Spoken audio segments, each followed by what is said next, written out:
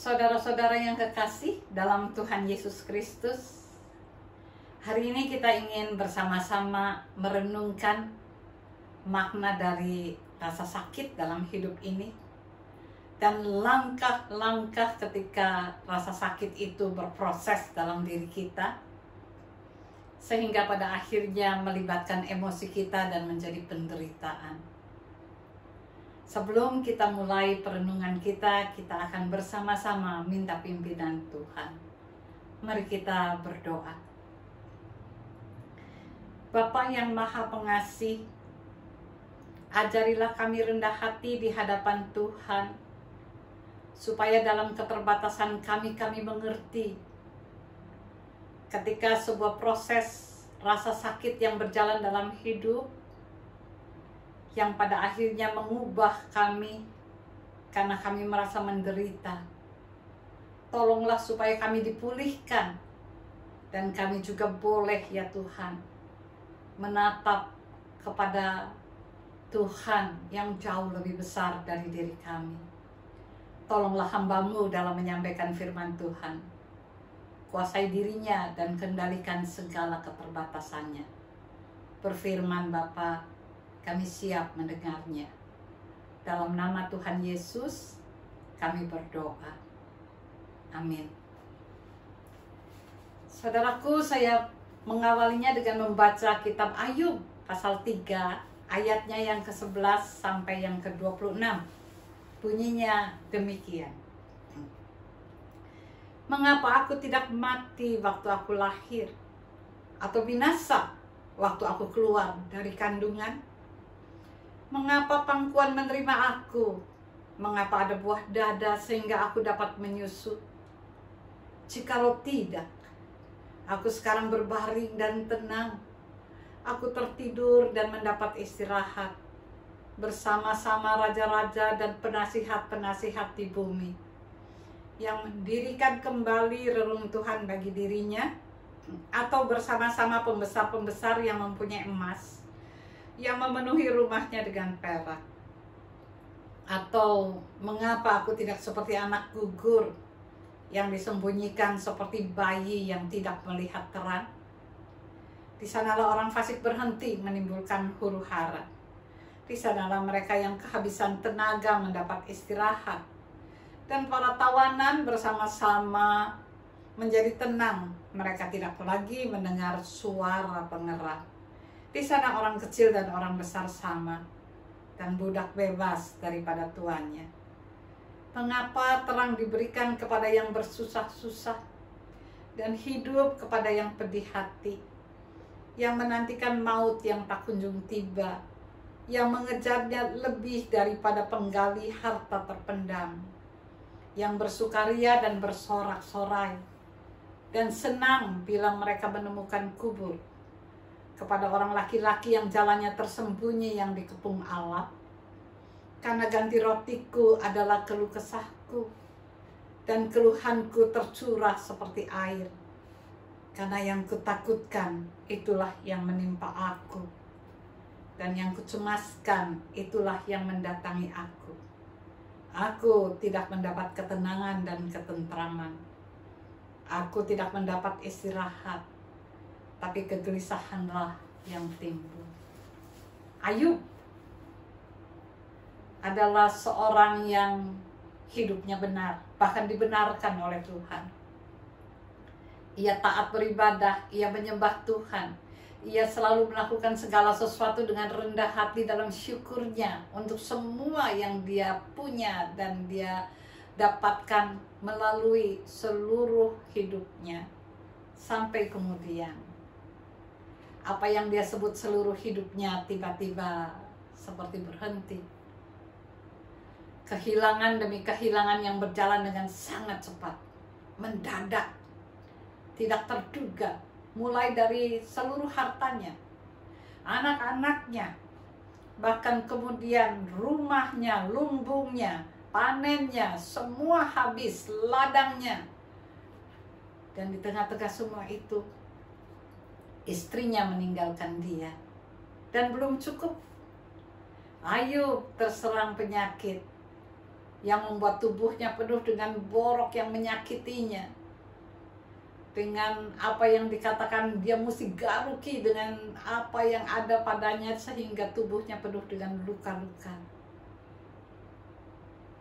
Dalam Alkitab dikatakan bahwa 7 hari dan 7 jam Ayub berdiam.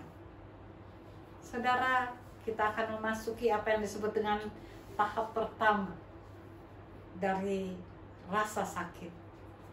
Saya ingin membaca pendapat dari seorang teolog, Dorothy Schweller.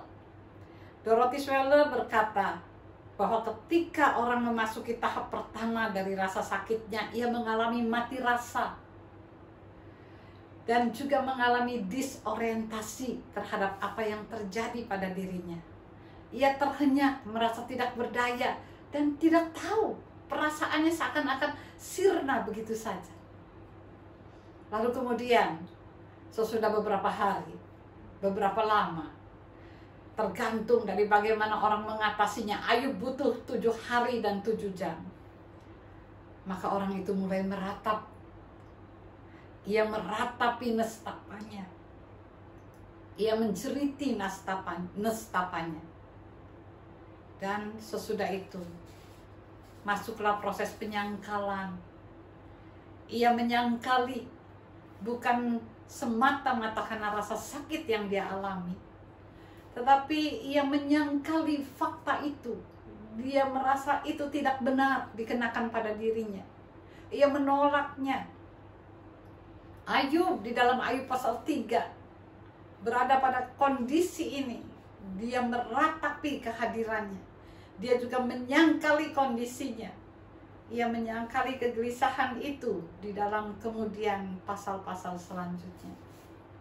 Dan bagian yang terakhir dari sebuah praktek dari tindakan sakit itu adalah apa yang disebut dengan ia mulai menyalahkan dirinya, kehadirannya. Ia juga mulai menyalahkan semua yang ada di sekitarnya. Dan pada akhirnya ia menyalahkan tentang kondisinya kepada Allah, seakan-akan sesuatu yang terjadi padanya tidak benar. Dan ia mulai berpikir, kenapa Allah mengizinkan ini? Dalam pasal 3, sungguh-sungguh pasal yang sangat membuat kita semua menyadari betapa rasa sakit yang diderita Ayub. Ia bahkan berharap tidak pernah lahir. Ia menyangkali identitas dirinya sesudah ia tidak mampu berkata-kata. Sesudah ceritanya berubah menjadi kemarahan. Ia menggugat, Ayub gugat di sini. Dan Ayub gugat itu akan terus berkelanjutan sampai pasal-pasal yang berikutnya. Bahkan ketika teman-temannya melakukan apa yang mereka ingin, yang disebut menghibur, ternyata dari pikiran mereka sendiri, dan itu makin menyakiti Ayub yang sudah merasa sakit. Saudara-saudara, ketika saya merenungkan pasal 3 ini, saya kemarin tiba-tiba menyadari sesuatu sedang terjadi, yaitu sinabung mulai aktif kembali, mengeluarkan gumpalan-gumpalan hitam yang menakutkan. Dan tiba-tiba saya berpikir, berapa lama sudah mereka menderita? 10 tahun. Memang ada masa-masa tenang, tapi selama masa itu mereka kehilangan banyak hal. Jeruknya hilang semua, kebun jeruknya musnah. Mereka juga kehilangan rumah, kehilangan berbagai cara untuk keluar dari penderitaan itu. Mereka memelihara ikan, teruruk lahar. Mereka memelihara ayam, teruruk lahar. Mereka mencoba bertanam kopi, dan sekarang gunung itu mulai aktif lagi. Saya masih ingat waktu satu kali kami ke sana beberapa tahun yang lalu. Itu adalah kali yang keempat kami mengunjungi mereka. Seorang ibu menangis terseduh-seduh. Dia berkata, kebun jeruk kami sudah hilang. Tanah dan rumah juga teruruk lahar. Kami tinggal di pengungsian di kemah yang berisi 5 atau 7 orang dalam satu kemah. Kami cuma mohon supaya anak-anak kami bisa ditolong menyelesaikan sekolahnya, sehingga mereka bisa menjadi apa yang disebut dengan kemungkinan pengharapan baru bagi mereka. Saudaraku, dulu ada nyanyian yang dinyanyikan oleh apa yang disebut dengan secara nasional, kita juga tahu lagu itu, dikarang oleh orang Karo dengan judul Sayur Kubis Jatuh Harganya. Waktu itu tanaman kol yang disebut kubis di sana itu berceceran di jalan, sebab panennya berlimpah, tidak ada harganya, dan mereka habis modal. Tapi kemudian ada saat-saat di mana semua itu terlupakan, dan ketika sinabung meletus terus-menerus, mungkin mereka sudah tidak bisa merasa apa-apa lagi, tidak bisa mengarang lagu lagi untuk bisa menjadi dikenal oleh semua orang. Mungkin mereka sedang menghayati pertanyaan, ijangan dia di bata, di mana Tuhan? Waktu rasa sakit itu berubah menjadi suffering, penderitaan yang berkepanjangan. Wah, saya masih ingat tulisan seorang yang luar biasa, Diane Satterfield. Dia berkata bahwa rasa sakit itu seperti orang yang tidak pulih dari amnesia. Ia menderita begitu lama, menderita lagi dan menderita lagi. Setiap detik pada minggu pertama adalah penderitaan yang mendalam. Seperti orang cacat yang pada minggu-minggu pertamanya setengah hilang akal oleh sakitnya. Mengejutkan katanya, bahwa tubuh manusia masih bisa bertahan hidup oleh rasa sakitnya. Walaupun dia merasakan kepahitan yang dalam, ia tidak mati. Di tengah-tengah kejutan itu bahkan rasa sakit itu jadi bertambah katanya. Sampai kemudian sel demi sel yang ada pada tubuhnya membuat ia kehilangan rasa sakit. Rasa terbakar itu bukan lagi tubuhnya tapi hatinya. Rasa sakit itu kemudian datang secara berbeda. Ia bahkan tahu bahwa ia dapat merasakan rasa yang lain, emosi di samping duka. Tulisan Diane Satterfield ini luar biasa. Ia menjelaskan proses praktek langkah demi langkah ketika apa yang disebut dengan rasa sakit itu menguasai hidup manusia. Saya dan saudara pernah merasakan sakit, ditinggalkan oleh yang kita kasihi. Apakah karena meninggal dunia atau karena ia meninggalkan kita?